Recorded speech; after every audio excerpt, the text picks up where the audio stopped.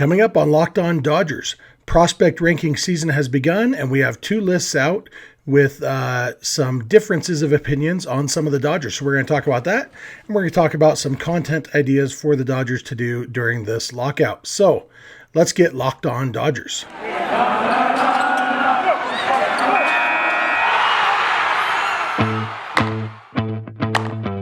You are Locked On Dodgers, your daily Los Angeles Dodgers podcast. Part of the Locked On Podcast Network, your team every day.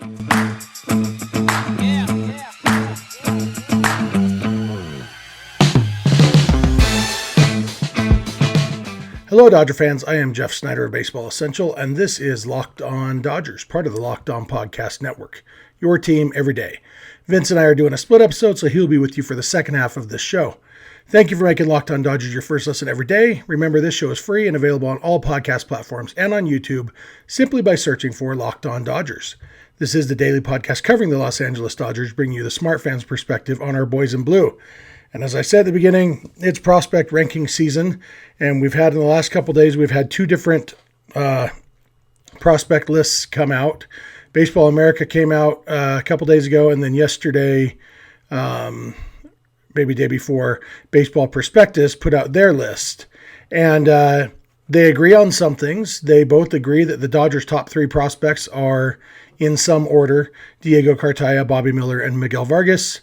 And then they disagree beyond that. And the Baseball America list wasn't necessarily a surprise as far as the order goes, because we already had Baseball America released about 2 weeks ago. They released their Dodgers top 10 prospects.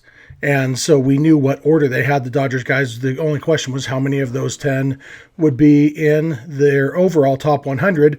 And the answer was 5. They have Diego Cartaya at number 23, Bobby Miller at number 38, Miguel Vargas at number 40, Michael Busch at number 76, and Ryan Pepio at number 99. And then rounding out their Dodgers top 10, you have Andy Pajes, Landon Knack, Eddie Leonard, Andre Jackson, and Wilman Diaz.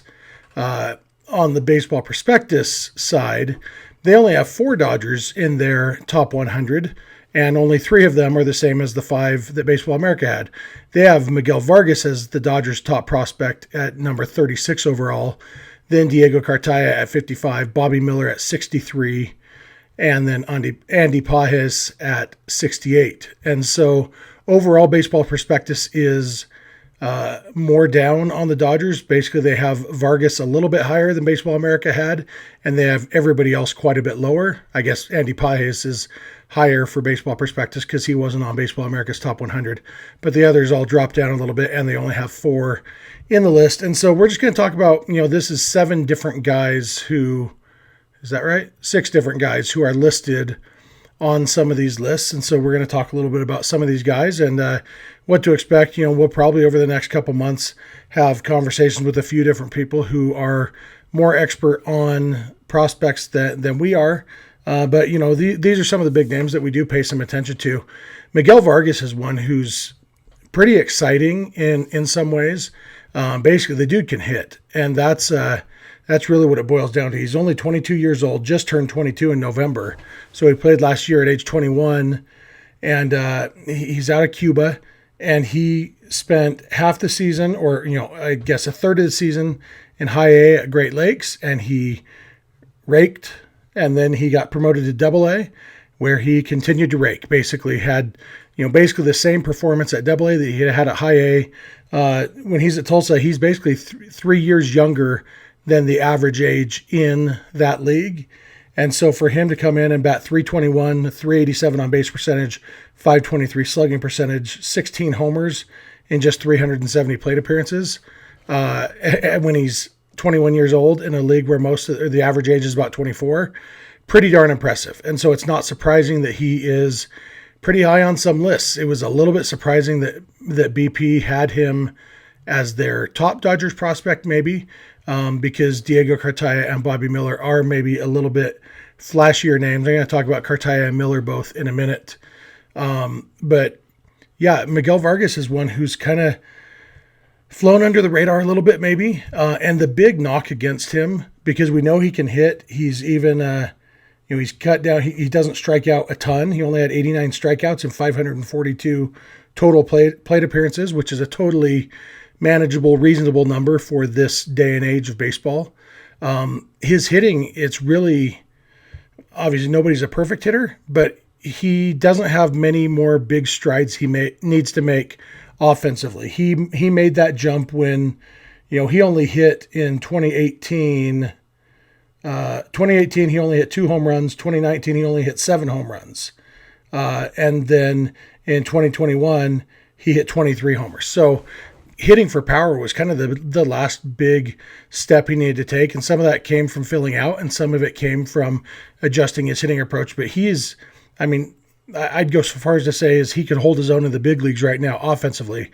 The question comes down to defense, because third base is his main position, and by all accounts, he's not great. He has good hands, so he catches the balls that are hit right to him, and he has a really good arm, but he doesn't have much range. He's not extremely athletic over there. He doesn't have a lot of speed. He stole 11 bases last year and was only caught once, but nobody really expects that to be part of his game. It's like, speed isn't a big part of his game, and range isn't a big part of his defensive game.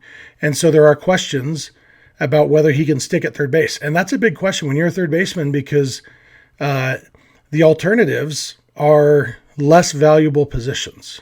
When you're at third base and they need to move you to a different position, it usually ends up being a corner outfield spot or first base. And first base would be a little bit of a waste just because he does have a really good arm. It would be kind of a bummer to put him at first base, but they did play him at some first base this last year, and that might end up being where he needs to go. A corner outfield spot would be a little bit better, where he can utilize that arm. There's a little bit more, left field is a little bit more valuable than right field, just as far as what you're looking for defensively. And so if he could hold his own in left field, that would be nice. But that's the big question mark with Miguel Vargas, is where's he going to play? And that's something it's going to be interesting to watch, because after hitting really well at Double-A last year, you have to assume he's going to, if not start the season in Triple-A this year, at least, spend a lot of time in Triple-A this year. And at that point, that's when they got to start figuring out, okay, well, where does he fit into our actual major league team? And, but whatever it is, they're going to find room for him. Obviously, with the universal DH coming, that will maybe help that a little bit, open up his opportunities to get on the roster sooner than he might otherwise if he didn't have a defensive position.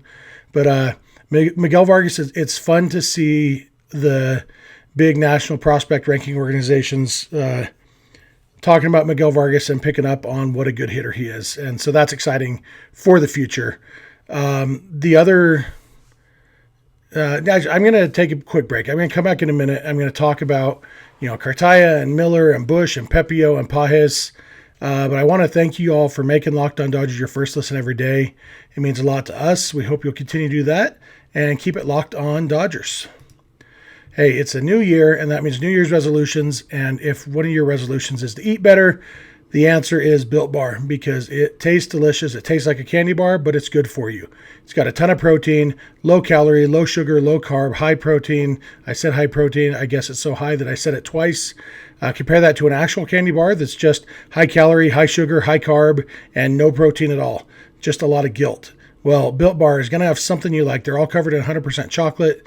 You are going to like something. You might like all of them. So what you need to do is go to Built.com, look at their flavors. If you can't decide for sure, order a mix box, and they'll send you a bunch of different flavors, and then you can decide which ones you like. And your next order, you can just order those, or however you want to do it. You know how to use the internet. You know how to buy food. I'm just telling you, you should be buying some food from Built Bar because it's delicious and healthy. And go to Built.com and use promo code LOCKED15, and you will get 15% off your order. That's promo code LOCKED15 for 15% off at Built.com. All right, I'm back. Going to talk about some of these other prospects that made these lists. I'm going to save the two that I'm most excited about for last, I guess, or the three. Let's talk about Andy Pajes. Andy Pajes is a really interesting hitter. Maybe I say the word interesting too much, but that's the best way I can think of to describe him. He's got a ton of power, and he is refining his hitting approach. But basically, he's not quite a finished product yet, and that's why he's as low as he is. He's not on Baseball America's top 100. I assume he's just out of the top 100. We know he's the Dodgers' sixth best prospect, and they have 5 in the top 100, so he's probably just barely out of the top 100. And BP has him at 68. And basically, these prospect lists, what they're trying to do is predict who is going to be good major leaguers. And basically, to get into the top 100 list, that they're saying, we think you're going to eventually be an all-star player in the big leagues. And right now, Pages, as a hitter, isn't quite at the point where you can say, we think he's going to be an all-star. I think he's at the point where they can say, we think he's going to be a starter in the big leagues, but probably not quite at all-star level yet. And that will come, we've seen the Dodgers player development system. We saw it with Miguel Vargas, who I was just talking about, that he refined his approach, tapped into some power, it just became an overall better hitter. And so I think the progress we've seen in the last couple of years from Andy Pages, he's come a long way from the guy who was almost a throw-in in that trade when they thought they were trading Jock Peterson and Ross Stripling to the Angels. And then that trade didn't happen. Pages was supposed to be going in that trade too. And he's come a long way to where he is now, where he's actually in one top 100 list and knocking on the door of another one. So he's exciting to see how he can develop in 2022. And I wouldn't be surprised at all if we see him, mid top 100 on all the lists next year at this time and starting to think about knocking on the door of the big leagues. Then you got Michael Busch. Michael Busch is really interesting. Also, there it is, that word again. Busch has some question marks as far as, where is he going to play, the hitting, but he's got a pretty high floor, it seems like. I think everybody seems to agree Michael Busch is going to be a big leaguer. The question is, how good is he going to be? And, that's something that we used to talk about him in the same breath with Cody Hosey. They were drafted the same round. They had a lot of similarities, and Busch seems to have passed Hosey in the prospect rankings, in the performance.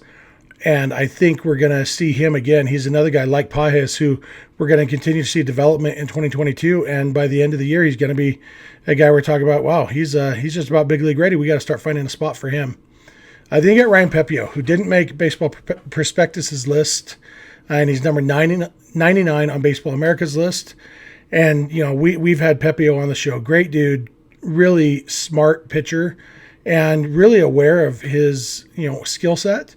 And basically for me, the big thing with Pepio is continuing to refine that command and control and work on those secondary pitches, because he's got the stuff to be in the big leagues. The question right now is he going to be a starter or is he going to be a reliever?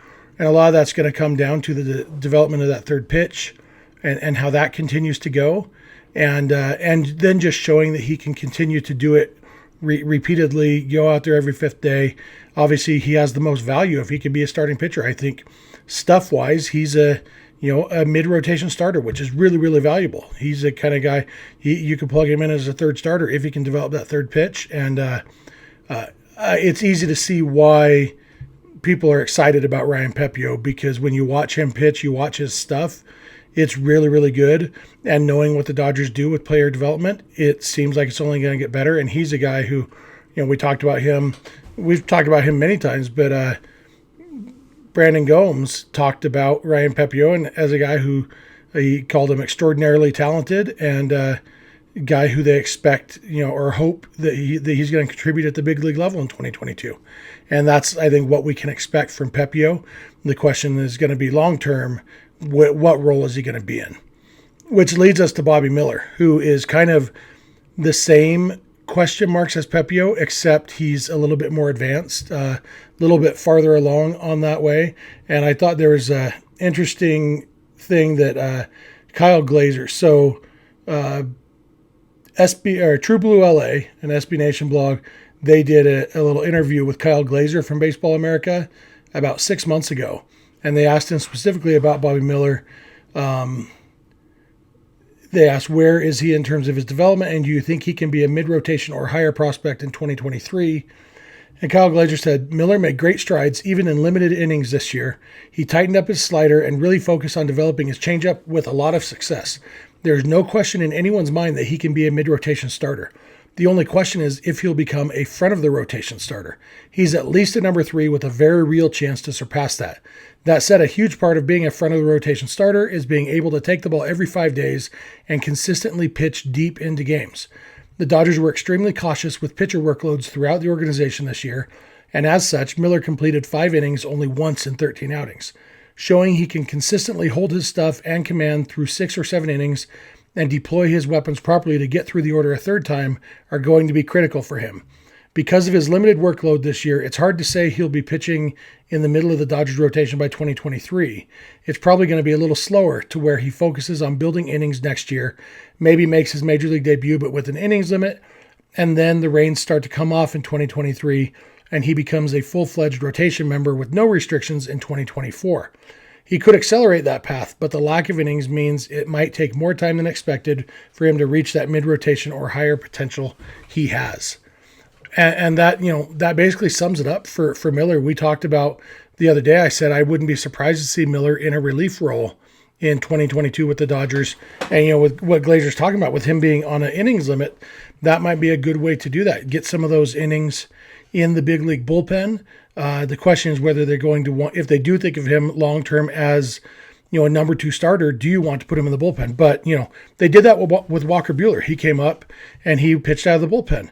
And, I wouldn't be surprised to see the same kind of approach with Bobby Miller. But reading what Kyle Glazer had to say about Miller, it's pretty exciting to see how excited he is about him and what he views for him as a ceiling, that he could be a top-of-the-rotation starter.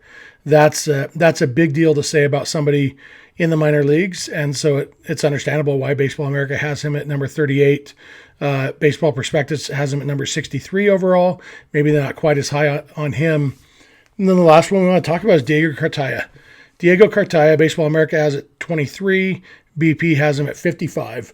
And Glazer was also asked about, no, it wasn't Glazer. It was, in Baseball America's article about their top 10 Dodgers prospect lists.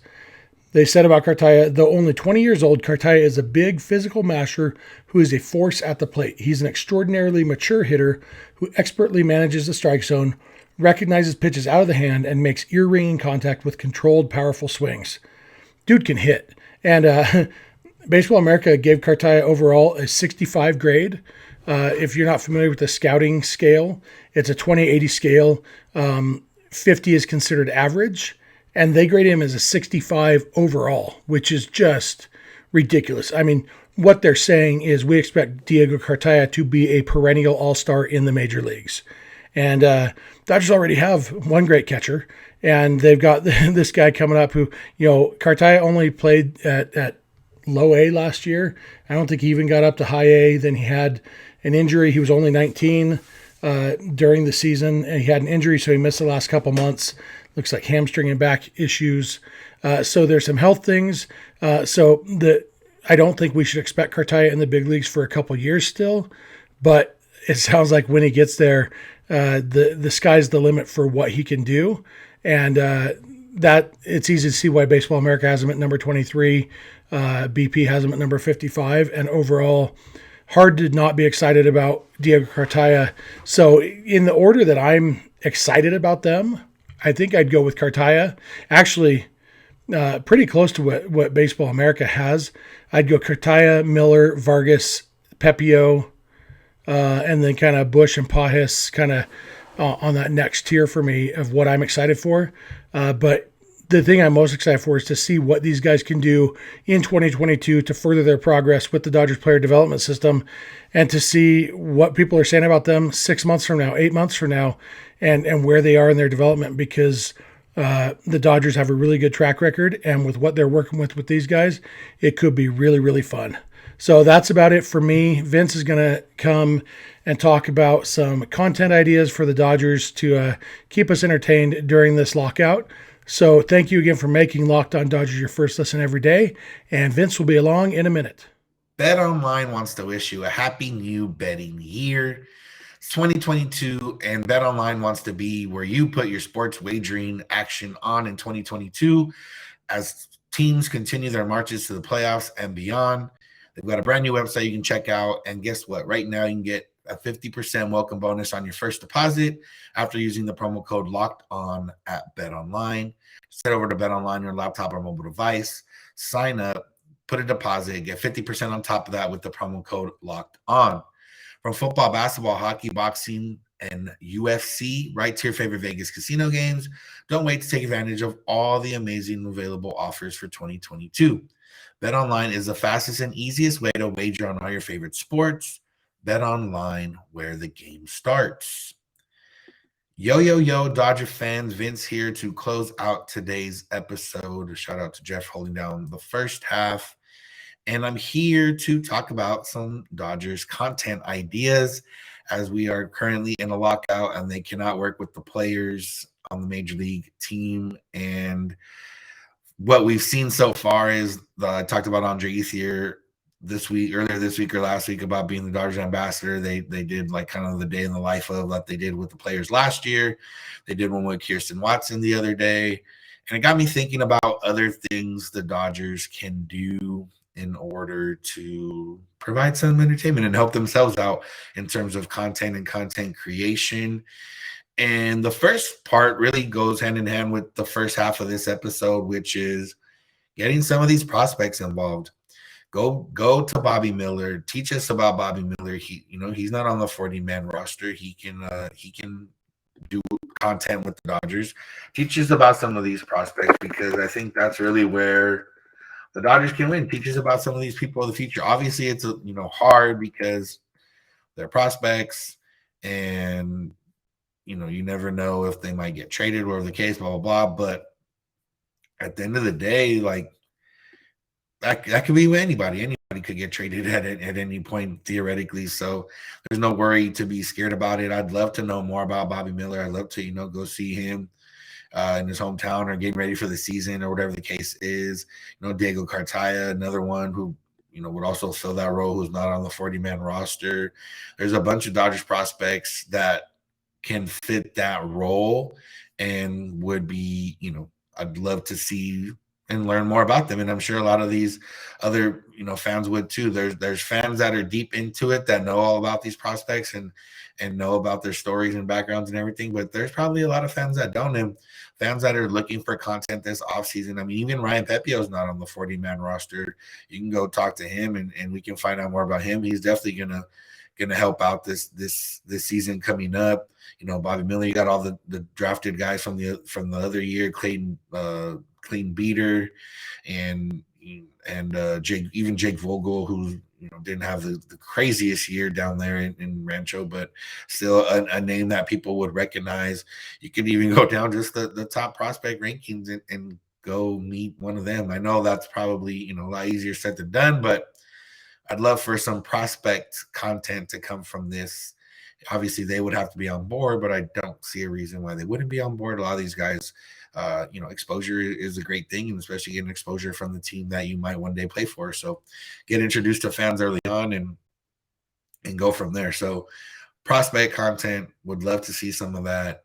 I would imagine it like I said, I'm pretty sure it falls under the rules because they're not major league players. They're not on the MLBPA. They're not technically part of the lockout per se. So prospect stuff, do that. Now there's some other stuff that, Dave Roberts, I don't know if he is not, I don't want to say compelling. He's a compelling man, but I don't know if he does enough in the offseason to be compelling. We kind of know he's probably at his home in San Diego, probably enjoying some wine, hanging out with his wife and kids and all that. I don't know if there's much there for that. However, there's Dino Ebel. Would love to see him in some offseason content, see what he's up to, see what he be doing. He's been an interesting character when he's been mic'd up. There's been a couple of times where he's been featured in episodes of Backstage Dodgers. I think he was the one that ate a bunch of oatmeal. I'd love to know a little bit more about Dino Ebel and his life and how he handles things in the offseason. The other one is Andrew Friedman. And I don't know whether it's like a day in the life of Andrew Friedman or some like what does Andrew Friedman like to do? I'd like to know what some of these guys' hobbies are. We know Joe Davis and cooking, and also bring that back. Do more Joe Davis cooking. I know he was busy during football season, but football's pretty much over. I don't think he does any playoff games, so he's free now. Go give me some Joe Davis cooking content. But I don't know, even Ebel, Andrew Friedman. What are these guys' hobbies? What are they doing in the offseason? What do they do to, whether kill time, whatever the case is? I feel like I don't know anything about Andrew Friedman other than he always has a water bottle in hand and he's the Dodgers president of baseball operations and he's a very smart guy. But other than that, I don't know much about him. I would like to know more about him. And, assuming he's going to be here for a long time, let's go ahead and check out on Andrew Friedman and see how he's handling this lockout and how he does stuff in the offseason. Technically he doesn't have to worry about anything right now per se. He doesn't, I'm sure there's talks of team, like I'm sure low key he's talking to teams that they might trade with, or even maybe talking to agents that they might sign players with, like low key. But at the end of the day, he can't do anything in stone yet, so he probably does have a little more time to relax. Let's see what he does. The other one, I'd like a follow-up on the legend of Chico. Chico, who came to and rose to prominence during the lockout, or not the lockout, during the pandemic workouts before the season started. Let's follow Chico. Let's see what he's doing. Honestly, would be compelling, or at least a backstory of Chico. Maybe he's probably not doing too much right now. That's compelling, but a backstory of Chico would be pretty compelling, telling his story. I know there was a lot of articles written about him, but we didn't get to see it like out there visually. So that'd be something to do. I think they got to get Sujo on camera and kind of explain. She's always getting bombarded with questions. I know she's been on Court's podcast. I think she's been on another podcast of social media people, but those probably aren't prominently known by Dodger fans. I think getting Sujo and just kind of either a Q&A would be pretty cool. Obviously answering what she can answer. There's probably some stuff she can't answer. Day in the life right now wouldn't really be too much because not much going on, but thought processes, developing relationships, maybe a couple funny stories.